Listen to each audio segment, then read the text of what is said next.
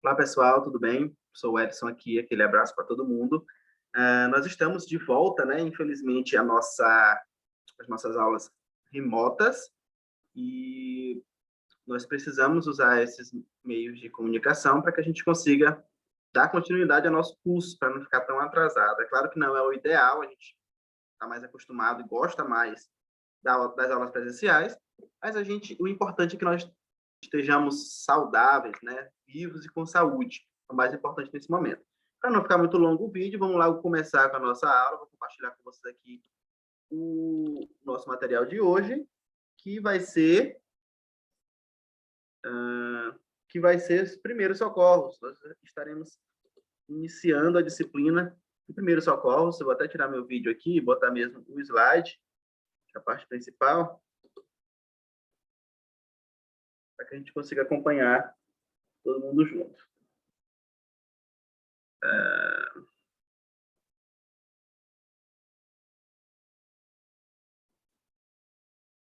Beleza. Primeiros socorros.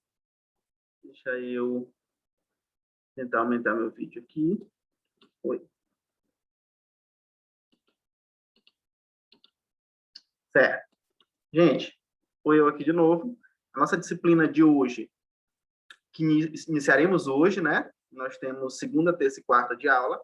Estaremos falando sobre primeiros socorros. Eu falei para vocês em sala que nós, como profissionais, tanto de enfermagem quanto em radiologia médica, somos considerados profissionais da saúde, precisamos estar constantemente, não só no hospital, mas em qualquer lugar que estejamos, preparados para atender qualquer tipo de emergência médica e prestar, como o próprio nome da disciplina fala, prestar os primeiros socorros. Mas para isso a gente não vai pegar nosso diploma e colocar lá em cima do paciente. Nós precisamos aprender de verdade, certo? Por isso que essa disciplina, assim como todas as demais, mas essa em especial, ela tem uma importância significativa nesse contexto de aprendizagem de fato. Então, eu queria que vocês não se preocupassem tanto com nota, não focassem principalmente na nota e no trabalho, na prova, algo desse tipo, mas focassem principalmente no entendimento das formas, quais são as etapas que nós teremos, quais são as atividades e quais são as atitudes que a gente tem que ter mediante cada situação, como profissional. Lembrando que, legalmente, juridicamente falando, profissional profissional de saúde que se negar a prestar primeiros socorros em qualquer situação, ele pode ser processado. E o profissional de saúde que prestar os primeiros socorros de forma errada também pode ser processado, certo? Aquela velha história, se ficar, o bicho pega, e se correr, o bicho come. Por isso, nós, como profissionais da saúde, precisamos estar prontos. A única opção que nós temos é essa, prestar os primeiros socorros e prestar os primeiros socorros de forma correta. Então, vamos lá, vamos estudar para a gente conseguir cumprir esse detalhe. Deixa eu diminuir aqui meu vídeo, para que a gente consiga focar um pouco mais no slide de fato, no material. Também colocar aqui para cima. Gente, esse material que eu peguei aqui é de um treinamento de bombeiros, certo? Então, é um material muito bom, certo? Não é um material que eu fiz, é um material de internet da Universidade Federal de São Paulo, inclusive, de um treinamento que eles deram para os bombeiros. Então, é um material super valioso que vocês possam aproveitar, tá? Esse material. Vamos lá. Então, os primeiros socorros, eles tendem a ser um tratamento imediato e provisório. Ou seja, em emergência, acontece um acidente, alguma coisa que não dá para esperar, e isso são os primeiros socorros, ou seja, os socorros que vão chegar, em primeiro lugar, diretamente ao paciente. E ele não precisa ser um socorro que seja, como é que eu posso dizer, duradouro, ele é provisório. A ideia dos primeiros socorros é fazer com que o paciente resista até chegar ao hospital. No hospital vão ser feitos todos os procedimentos médicos com especialistas e com as ferramentas necessárias que temos no hospital. Só que nem sempre nós temos tempo, ou o paciente, dependendo da situação, nem sempre tem tempo para chegar ao hospital, com vida ou com saúde. Por isso que, dependendo da situação, nós precisamos prestar esses primeiros socorros para que o paciente consiga, pelo menos de forma provisória, estar livre de uma patologia maior. Além disso, esse socorro ele deve ser prestado a uma vítima de acidente ou de enfermidade imprevista, certo? Lembrando o seguinte, não é só médico que faz primeiros socorros. Como eu falei, todos os profissionais de saúde devem estar aptos a prestar os primeiros socorros, tá, gente? Isso deve acontecer sempre que tiver algum acidente ou algum imprevisto, né? O paciente não sofreu um acidente, mas de repente ele sofreu um infarto. Isso também necessita de primeiros socorros. Na verdade, se tiver um profissional da saúde próximo a uma pessoa que está infartando, isso pode ser um divisor de águas entre a vida e a morte da pessoa. Se tiver um profissional perto, a probabilidade dela sobreviver é muito maior. Se não tiver, a probabilidade dela morrer é grande também, certo? Então, daí a importância de, além de você ser profissional da saúde, você saber ser esse profissional, esse bom profissional. Além disso, normalmente se presta no local do ocorrido esse tipo de situação, certo? Os primeiros socorros geralmente já são prestados, já são feitos no mesmo local onde ocorrem esses acidentes ou enfermidades de forma imprevista.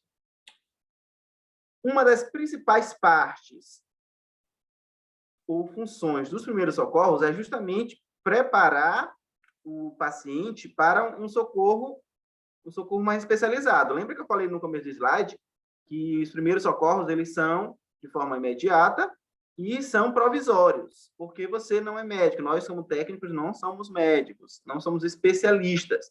Nós estamos como profissionais da saúde, como técnicos em radiologia ou enfermagem, nós estamos prontos para socorrer o paciente de forma imediata para a gente poder acionar o socorro especializado. Aí sim, virão médicos que estudaram para fazer o socorro especializado, o socorro definitivo para aquele ou para aquela paciente. E também esses primeiros socorros servem para evitar o agravamento das lesões ou morte da vítima. É muito comum, por exemplo, em acidentes automobilísticos, o paciente ficar politraumatizado, que é um termo que a gente usa para um coletivo de traumatismo, de fraturas, várias fraturas ou várias luxações, que é o deslocamento dos ossos, né? E, por exemplo, se houver uma luxação, uma fratura na coluna, existe dependendo de qual coluna for, existe uma probabilidade significativa do paciente desenvolver a paraplegia ou a tetraplegia, certo? Dependendo da forma que você pega e posiciona o paciente, isso pode salvar a vida ou o movimento dele, ou pode agravar a situação. Você pode, por exemplo, se você movimentar um paciente que está com um pulmão perfurado de costela e movimentar ele errado, você pode perfurar mais ainda o pulmão, você pode perfurar o coração com uma costela quebrada e, ao invés de ajudar, terminar de matar o paciente. Por isso, nós precisamos estar atentos a essa disciplina para que a gente consiga salvar vidas e não terminar de piorar a situação de uma vítima, né? Então, nesse slide, nós estaremos vendo a OVASSE. Vamos já explicar o que significa esse termo, tá, gente? Essa sigla. Aí nós falaremos sobre os tipos de avaliações que nós precisamos fazer no indivíduo a partir do momento que nós prestamos esses primeiros socorros. Nós temos uma avaliação inicial que chamamos de avaliação primária. Depois que a gente tem essa avaliação primária, já faz um diagnóstico inicial, nós vamos para a avaliação secundária, vamos já explicar detalhe por detalhe como é que isso ocorre. Nós vamos também, dependendo da situação, aprender a fazer o RCP, que é a ressuscitação cardiopulmonar, que é um método de primeiros socorros mais conhecido pela população em geral. Aprenderemos também a fazer imobilização, certo? Isso aqui serve para enfermagem e radiologia, mas principalmente para radiologia, já que nós vamos trabalhar diretamente com os ossos do paciente, né? Vamos dizer assim, com imagem de ossos, na radiografia convencional, pelo menos. E também o transporte desse paciente. Você pode fazer tudo isso aqui certo. Se errar no transporte, você pode prejudicar o paciente também. Vamos ver tudo isso nessa nossa disciplina. Vamos começar. Em primeiro lugar, você aí que é estudante agora de saúde, sabe qual o número dos bombeiros? Que, nesse caso aqui, seria a melhor opção para primeiros socorros, né? Você está atendendo um paciente de acidente, por exemplo, prestando primeiro socorro, mas você precisa ligar para o especialista. E nesse caso, na nossa cidade aqui, a melhor opção são os bombeiros, né? E aí a gente tem aqui, ó, 191, 911, 115, tem uma série de números. Sabe qual é? Vou esperar vocês responderem. Como não tem ninguém aqui, né, ao vivo, então ninguém vai responder. Mas responda aí, ó. Vou dar aí alguns segundos. Vocês sabem? Antes de vocês pesquisar no Google, Tá aqui a resposta. 193, gente. Bombeiros, em qualquer lugar do país que você tiver prestando primeiros socorros ou precisando dessa situação, ligue 193 de qualquer telefone fixo, telefone público, telefone móvel, qualquer situação, ligue o 93 que os bombeiros estarão à disposição para prestar o socorro mais especializado que os primeiros socorros, certo?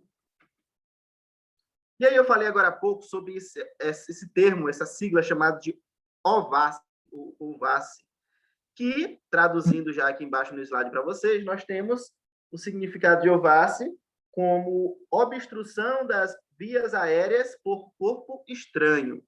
Só que, imagina que você está com um amigo de turma prestando primeiros socorros e até você falar isso tudo, gente, aconteceu uma obstrução de vias aéreas por corpo estranho. O paciente morre até você terminar. Então, a sigla facilita aí na comunicação, tá, gente? É mais rápida. E na questão de provas de trabalho, a gente usa mais essa questão da sigla também, tá? Então, gravem aí. OVAS, OVAS, OVAS. Obstrução de vias aéreas por corpo estranho. Vias aéreas, gente, nós estamos falando não é de aéreo de lá tá lá no céu, não. Aéreos têm relação com respiração, certo?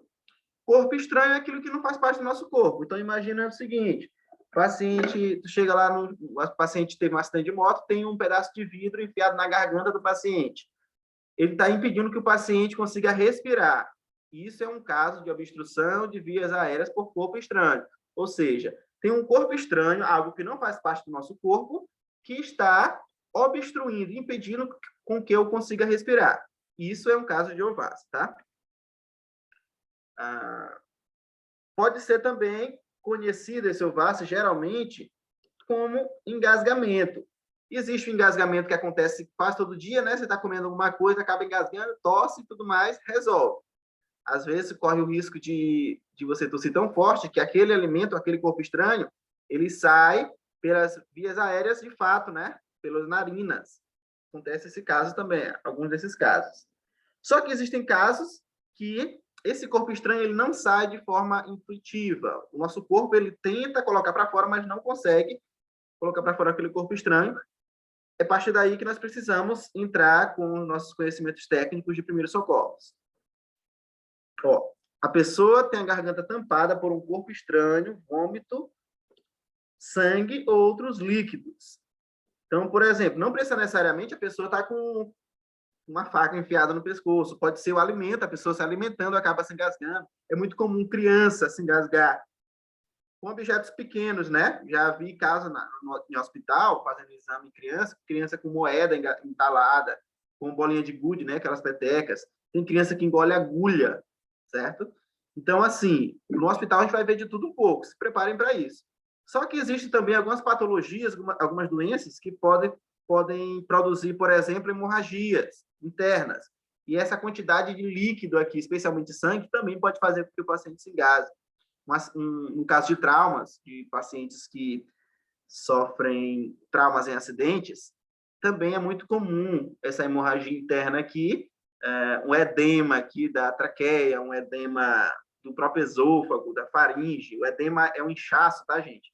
Isso pode fazer com que também haja uma obstrução dessas vias aéreas. Nós estamos vendo aqui no slide 2 exemplos, tá? Um alimento aqui que está engasgado, a gente está vendo aqui numa imagem que seria uma tomografia, e esse cara aqui morrendo, um negócio entalado aqui na garganta. Só quem já se engasgou sabe o quanto é complicado, como é horrível a sensação, porque é a sensação que você tem de morte. Quando você não consegue respirar, a sensação que você tem de morte. E aí o paciente que está nessa situação, ele não vai ter calma. Você fala, calma, vamos tentar, não adianta. O paciente está desesperado porque não consegue respirar. Então é importante que a gente consiga, primeiro, manter o paciente calmo, e aí, a partir daí, a gente tem que estar pronto para desenvolver essas técnicas que nós estamos aprendendo. Então, em primeiro lugar, a gente precisa aprender que essas obstruções das vias aéreas por corpo estranho, OVAS, né? Ela pode ser parcial ou total. Ou seja, o paciente pode ter prejuízos aí à respiração parcial ou total. É comum, por exemplo, tem um rapaz, eu já recebi um paciente que estava com 3 dias e tinha engolido a moeda. Engolido não, a moeda estava engatada, só que ela estava de lado. certo? Só que ela estava de lado. E aí ele conseguia se alimentar com coisa bem fininha, né? Com fluidos em geral, conseguia respirar com dificuldade, mas aí ele não queria ir para o hospital. Até que chegou uma hora que ele não estava mais aguentando e foi. Faz uma radiografia e tem a moeda na garganta do paciente. Vocês podem pesquisar isso na internet, tem uma série de exames desse sentido. Isso é um tipo de fechamento parcial, incomoda muito, mas o paciente ainda consegue respirar, consequentemente consegue sobreviver. E tem o fechamento total, a pessoa para de respirar. Esse fechamento parcial, ele permite uma pequena passagem de ar, a pessoa se esforça para respirar, e a presença de barulho e suor. Então, a pessoa faz barulho estranho, como se estivesse roncando na hora de respirar. Isso é um fechamento parcial. O fechamento total, gente, das vias aéreas respiratórias, a pessoa para de respirar. Se parar de respirar, geralmente com 2 ou 3 minutos no máximo, a pessoa desmaia. Por quê? Porque o cérebro faz o seguinte, o cérebro percebe que você está sem oxigênio. E tudo no teu corpo pode parar, menos o teu cérebro. Porque se o teu corpo funcionar bem e o teu cérebro morrer, você está morto. É a famosa morte cefálica, né? A morte cerebral. Não adianta. Então, o cérebro, ele acaba armazenando todo o oxigênio do corpo para ele, para o cérebro conseguir continuar funcionando. E mesmo que os órgãos vão parando, mas o cérebro está lá, inteirão. Se uma hora ou outra o paciente conseguir ser reanimado, ele pode ficar paraplégico, pode ficar com problema no rim, pode ficar com qualquer coisa, mas ele vai sobreviver porque o cérebro dele está inteiro. Só que é o seguinte, quando o cérebro ele acumula oxigênio para si, o que acontece? A gente deixa de ter oxigênio no restante do corpo, ou fica pobre em oxigênio no nosso sangue. E aí, para que a gente não gaste mais energia e, consequentemente, mais oxigênio, nosso cérebro ele tapa esse oxigênio para o restante do corpo e você desmaia. O cérebro literalmente desliga você, desliga o paciente, para que ele deixe de gastar energia, certo? E aí, com 10 minutos sem oxigênio, o paciente já é diagnosticado com morte cerebral. Nunca houve um caso no mundo de pessoa que passou mais de 10 minutos sem respirar e sobreviveu, certo? Existem casos raríssimos de pessoas que passaram 9, quase 10 minutos sem respirar e sobreviveram, mas tiveram, mesmo que sobreviveram, estiveram, como é que eu posso dizer? Estiveram prejuízos significativos à própria mente, tá? O próprio cérebro não funcionou mais completamente. Então, perdas cognitivas de fato, não conseguiu mais andar direito, não conseguiu mais falar direito, teve perda de memória. Então, são danos permanentes quando há um período específico, um período muito grande de falta de oxigenação no cérebro, certo? Então, nesse caso, para primeiros socorros, o fechamento total é o caso mais grave, porque você precisa ser muito rápido. Você tem 3 minutos até a pessoa desmaiar no máximo, e você tem 10 minutos no máximo até a pessoa morrer na sua frente, para você desobstruir essas vias aéreas, certo? Então, ao invés de começar a gritar junto com a pessoa, encher a pessoa de murro nas costas até se desengatar, isso não existe mais. Vamos aprender as técnicas reais, as técnicas que funcionam de fato. Por exemplo, no fechamento parcial, nós temos diferenças, ó. Então, quando a pessoa está engasgada de forma parcial, ela vai e bota logo a mão na garganta. É um instinto para tentar puxar, num ato de desespero, aquilo que está engatando. Isso acontece tanto no fechamento parcial quanto no fechamento total. Fechamento, gente, das vias aéreas, tá? Fechando aqui a traqueia para a pessoa não conseguir respirar. No fechamento parcial, a pessoa fica inquieta, fica agoniada. No fechamento total, a pessoa não consegue nem falar, nem dizer o que está acontecendo. No fechamento parcial, a pessoa sente tosse e aí respira com muita dificuldade. No fechamento total, a pessoa para de respirar e a pessoa desenvolve uma característica que nós chamamos de cianose, ou uma característica cianótica. Cianose é quando a pele começa a ficar azul. Já ouvi aquela história, o neném está ficando roxo. Por que a pessoa está ficando roxa? É justamente o cérebro começando a desligar para que ele consiga armazenar oxigênio, o sangue fica pobre em oxigênio, deixa de circular e a pessoa ficando literalmente roxa ou azul. Chamamos isso de cianose, tá? Então, quando a pessoa não está conseguindo respirar e começa a ficar azul, pode ter certeza que é um fechamento total, certo? A pessoa não está respirando nem 1% da capacidade dela. Vai ficar aparecendo esse avatar aqui, ó. Tá vendo? Avatar, a pessoa ficando azul. Tem gente que nem precisa disso, né? Já fica azul. Como fazer a manobra de Heimlich ou Heimlich? certo? Muita gente acha, até hoje, especialmente gente leiga, que se a pessoa está engasgada, você tem que começar a dar murro nas costas da pessoa. Isso prejudica. Você pode terminar de matar a pessoa quebrando uma costela e ajuda muito pouco, ou praticamente não ajuda, bater nas costas da pessoa para que a pessoa se desengasgue. Um grande cientista da saúde, chamado Heimlich, eu não sou bom de inglês, tá? Desenvolveu essas técnicas para tentativa de desengasgar o paciente. Primeira parte, envolva os seus braços entre a caixa torácica e o umbigo da pessoa engasgada. Ou seja, é como se você estivesse dando um abraço, aqui no desenho, um abraço por trás da pessoa, certo? Depois eu vou fazer umas simulações com alguém e filmar e vou mandar para vocês, tá? Mas nesse desenho já dá para ter uma ideia bem bacana. Você está abraçando a pessoa um pouco abaixo do peito e um pouco acima do abdômen, certo? Justamente nessa parte aqui, ó, em que a caixa torácica enche. Você vai abraçar a pessoa nesse sentido. Feche bem uma das mãos, mantendo a polegar para fora. Então, você vai fechar a mão assim, ó, certo? E aí, você vai segurar aqui, ó. Fechar a mão e segurar aqui, como se fosse uma alavanca, para poder você ter o máximo de pressão possível. Avalie se a desobstrução foi concluída e se a vítima voltou a respirar. E se isso não acontecer, se a pessoa não for desengasgada desse jeito, repita a operação. Então, não é para bater no paciente, você vai abraçar o paciente e botar o máximo de força possível. Por quê? Quando eu faço isso, gente, a pressão das vias aéreas acaba acontecendo para fora, certo? É como se você estivesse fazendo uma respiração, uma expiração artificial. E aí, a tendência é que a pessoa se desengasgue. Se isso não acontecer de primeira, vai tentando até conseguir. Quando a pessoa já está desacordada, quando a pessoa já passou muito tempo sem respirar e aconteceu aquilo que eu falei para vocês, o paciente acaba desmaiando por falta de oxigenação no sangue. Primeiro, a gente tenta encontrar o objeto e retirá-lo. O objeto, gente, o objeto é o possível corpo estranho que está obstruindo. Se for alguma coisa que a pessoa tentou engolir, comida, alguma coisa. Então, a gente pode tentar tirar, pode abrir a boca da pessoa, ela está apagada mesmo, tentar com o próprio dedo, dar um jeito e tentar tirar esse objeto. Mas tem que ter cuidado para não colocar o objeto mais para dentro. Se for colocar o dedo na boca da pessoa e aí terminar de empurrar mais ainda, terminou de matar o paciente. Então, só tente tirar, mas se der para tirar. Se não der, também tem que fazer aquele mesmo procedimento que eu falei agora há pouco, de tentar desobstruir, dando pressão no abdômen do paciente.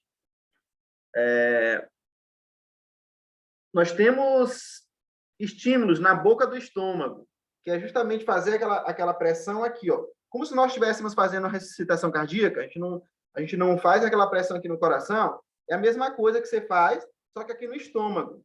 Porque acontece o mesmo que acontece lá no método de Healing.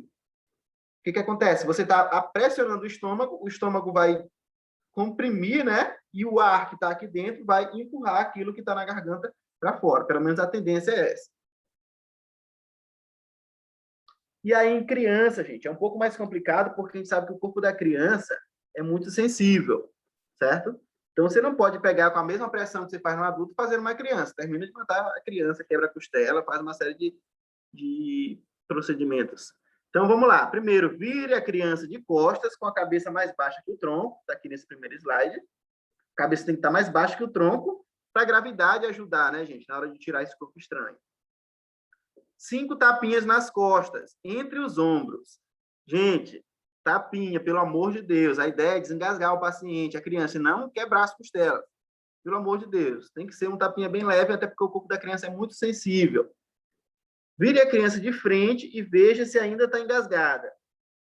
Se ainda estiver engasgada, você vai fazer a mesma coisa aqui, ó, com pressão abdominal, mas não com a mão inteira, só com os dedos. Porque se você pressionar com todo o peso do seu corpo a criança, você pode matar ela esmagada, literalmente. Você pode quebrar uma costela, você pode fraturar a coluna da criança. Então, tem que ser só com os dedos, certo?